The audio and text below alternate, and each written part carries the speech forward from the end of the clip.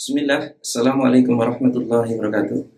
Alhamdulillah, kita bersyukur kepada Allah atas begitu banyak nikmat yang Allah berikan kepada diri kita, yang mungkin tidak bisa kita hitung, ya, satu persatu nikmat yang terkadang kita tidak minta, tapi Allah berikan.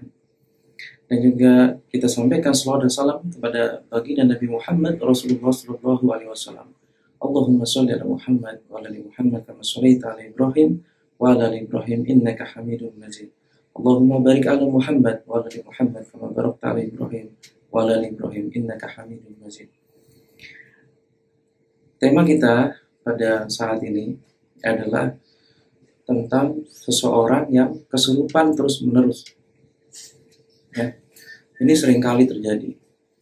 Jadi kisahnya saya ingin bercerita bahwa pernah saya ditelepon oleh seseorang. Ini kita ambil sebagai pelajaran, ya, manfaat untuk kita. Bukan membuka aib, tapi jadi manfaat, insya Allah.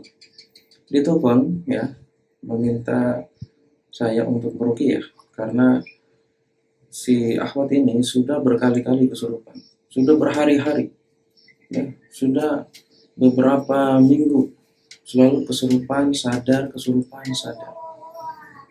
Kasihan gitu ya. Dan sudah datang ke beberapa tempat, manggil ustaz, nanti diruqyah, sadar, lalu kesurupan lagi.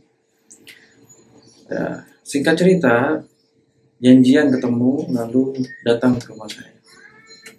Si akhwat datang bersama keluarganya dengan suami, orang tua dan keluarganya, banyak ya rumah saya, mungkin sekitar 8 atau 10 orang gitu, saya lupa. Begitu datang, benar saja tuh, begitu saya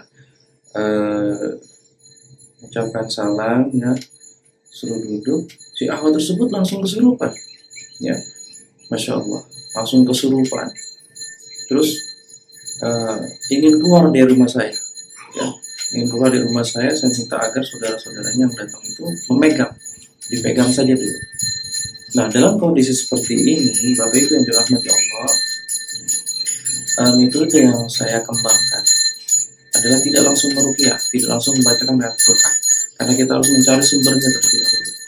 Maka saya menanyakan ya riwayatnya, awal kesurupan kenapa. Saya ngobrol dengan suaminya, saya ngobrol dengan orang tuanya, ingin tahu riwayatnya seperti apa. Apakah dari gadis pernah kesurupan, ataukah punya pegangan, jimat, atau hal lain sebagainya.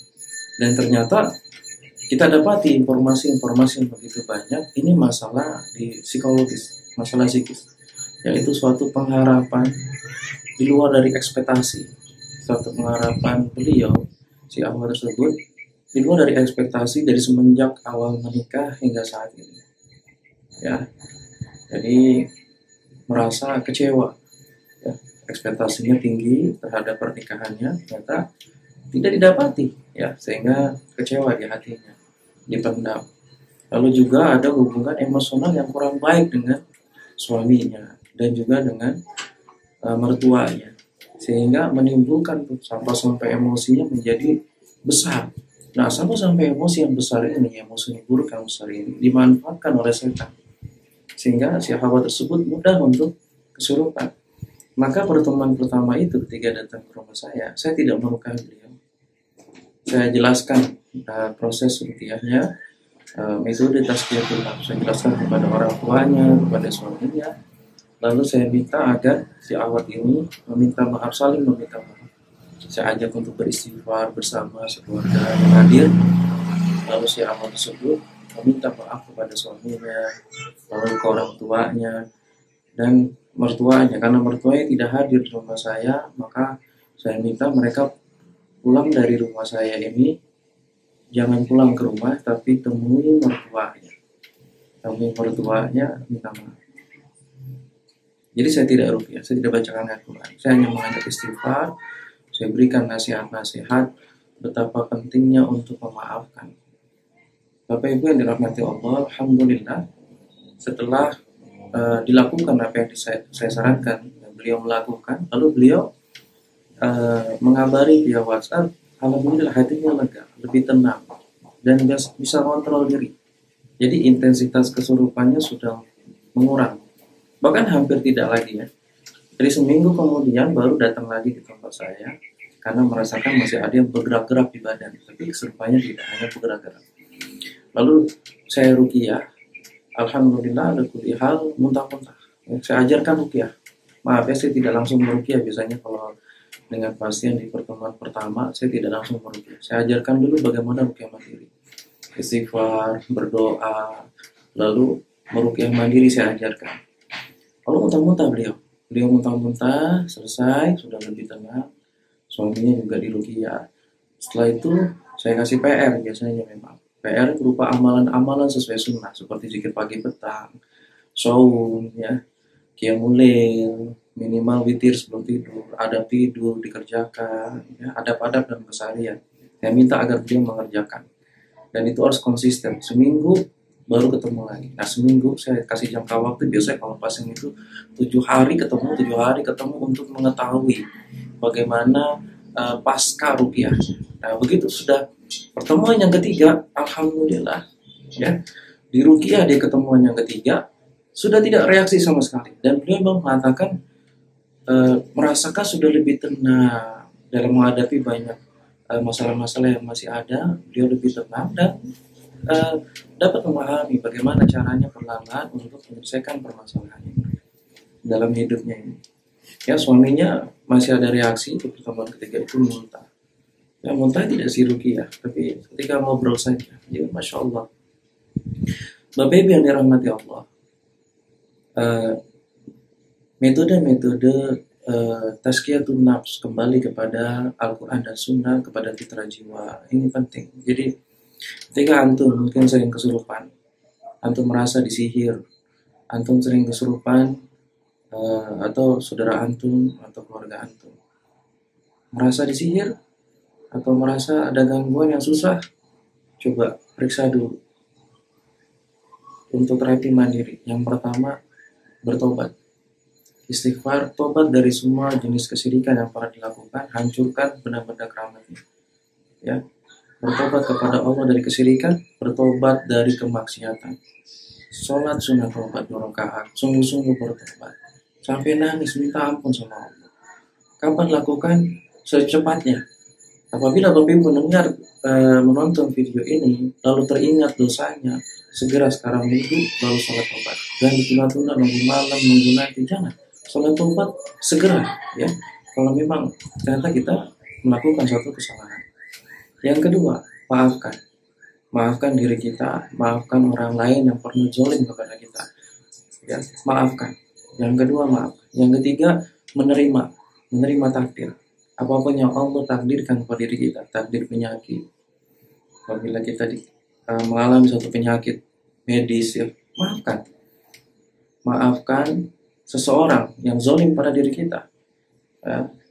Tadi yang kedua, maafkan seseorang yang zalim pada kita. Intinya adalah ketika kita memaafkan,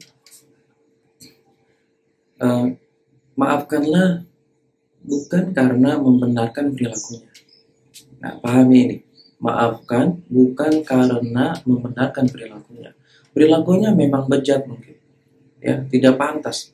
Tapi maafkanlah karena Allah.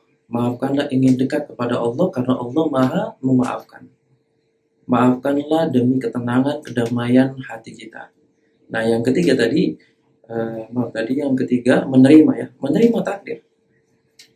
Menerima takdir baik dan buruk. Masya Allah.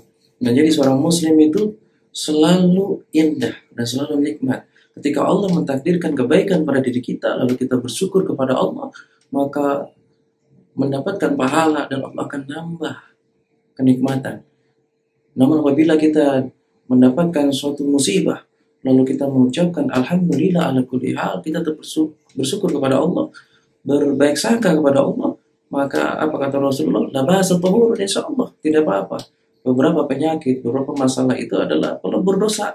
Jadi dosa-dosa kita lagi dilebur. Kita terima kondisi kita saat ini. Bagi Bapak Ibu yang sedang sakit, terima kondisinya, sakitnya, ya. Ini takdir dari Allah. Insya Allah meleburkan dosa-dosa. Lalu yang keempat, berikhtiar. Ikhtiar yang diperbolehkan adalah dengan ruqyah syariah.